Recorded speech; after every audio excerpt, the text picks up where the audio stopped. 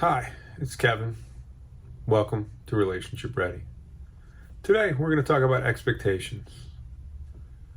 Expectations that are built in us from when we're young to what we are now. Because changing expectations and change is hard for most people. So today we're going to talk about changing expectations in family, in relationships, and in children. So think about what your expectations are.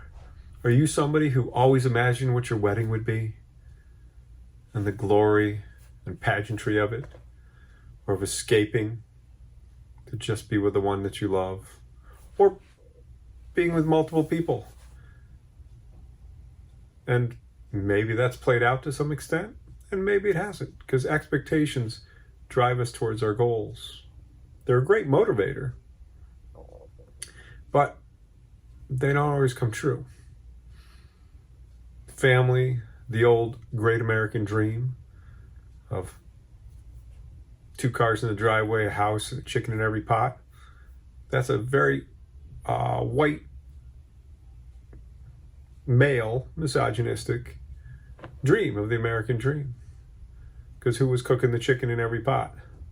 And who owned the cars? So our expectations change.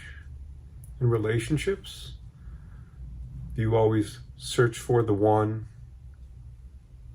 who would sweep you off your feet, would leave you feeling like a prince or a princess? Those are expectations that were developed in Disney movies and fantasies and through our culture. What were your expectations? Take a moment to reflect on what you expected for family, for relationships, and also for children. The secrets people don't tell you about children, the hard parts.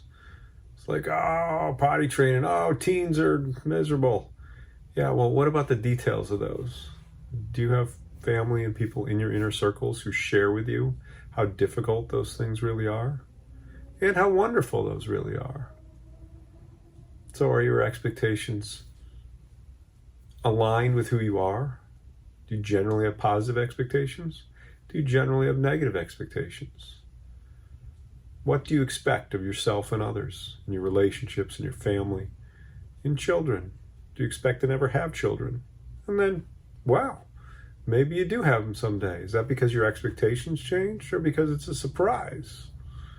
And how do you adjust? Because adjustment is very difficult, because life throws us curveballs. And how do you hit a curveball? You lean into it and you watch it coming in and you time it just right enough that it's okay to foul off a few and miss a few. But if your expectations are perfection, you're never going to be happy. You have to change to realistic expectations and let go of those of fantasy.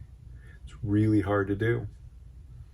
And there's no one age where you change or adjust or they're cemented in. We all develop expectations at different times, based on our families, based on our friends, based on the stories in our culture, based on movies, based on propaganda, based on our friends who are like, they seem to be living it that way. Maybe they are. And maybe on their inner circle they're struggling or succeeding as much as you are. Because our goal is to become who we are, whether or not those are our expectations. That's when we feel most happy, is when we're in alignment with who we are, not when in alignment with our expectations of who we are and how we're living. So how do we get to who we are? There's some keys. Self-awareness and affirmation. Telling yourself you're doing the best you can and actually doing the best you can. If you know you can do better, do better. But make sure it's realistic and not fantasy. If you're always telling yourself you can do better, but you never do better, you can't do better. You're doing the best you can. If you need support to do better, then allow yourself to take the support. Because key point number 2, you can't do it alone. Your expectations were created with others. Your expectations can be changed, adjusted with the support of others, whether it's a family, a friend, a relationship, a partner, a therapist, reading, a cultural shift. If you're open to those, you're open to the possibility of differences. The battle is between nostalgia and reality. Because nostalgia is like, oh, I long for the good old days. But they weren't as good as you remember them. In some moments, they were better than you remember them. But if you live in nostalgia and don't live in reality, because the reality is today, the present, what you have, what you can expect about today, and what you achieve and feel and experience and be and who you're with in today. That's what reality is. And walking through that one step at a time, focusing on that ball that's coming in and curves into and going with it. That's working with reality. Because reality isn't expectations. Reality is what is, what's right in front of you, whether you know it or not. But to get there, we need to not only affirm ourselves that we're doing the best we can and we're open to that, and continue to affirm, I'm open to change, I'm open to the possibility, I'm open to see what's in front of me, to look through my blind spots. But also grieve the nostalgia. Allow yourself the feelings and the time to go, my reality is not what I expected when I was playing with toys as a kid, or imagining what my life would be as an adult, or imagining who my partner would be, who would match and support me. That may be different than what you imagined. And it might be different what you imagine and expect right now. So looking vulnerably at yourself and at your partner for who you're really with and what the reality is. Sometimes it's wonderful and sometimes it's scary, but it rarely meets what we expected. But that's the adventure. And embracing that adventure is how you adjust to it. Each day as it hits you in the face or knocks you down or beans you in the head. Because if you're open to affirming yourself and that you're doing the best you can, and if you allow yourself the grief and the time to feel that grief and sadness about losing those expectations, what that does is create space. Space in our heart, space in our soul, space in our day that we didn't have before. Because we're not busy rearranging the things that we expected to be there.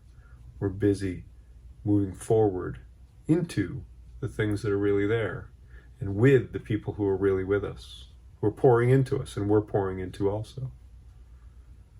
And that's how we become more full and more who we are. Is you can't pour into somebody who goes, no, I don't have any holes. We all have holes. We all need to fulfill ourselves and allow others to fulfill us. And to do that, we need to change our expectations and adjust to what is given us, not what we want given us. So what do we talk about today? Expectations, grieving the loss of them, embracing the changes of them, and focusing on what's in front of us to go with the curveballs that life hits us with and throws at us all the time. So appreciating what we have instead of expecting what we don't, or expecting what we should. So what can you expect? What can you appreciate? I bet you never expected to be living in this moment, doing what you're doing right now. I didn't expect to be developing this relationship with you, but here we are. So let's embrace it so we can all be more relationship ready. Thanks for watching. Please comment. Please support and subscribe so we can come together in the Relationship Ready family and support each other. Thank you so much. We'll see you next time.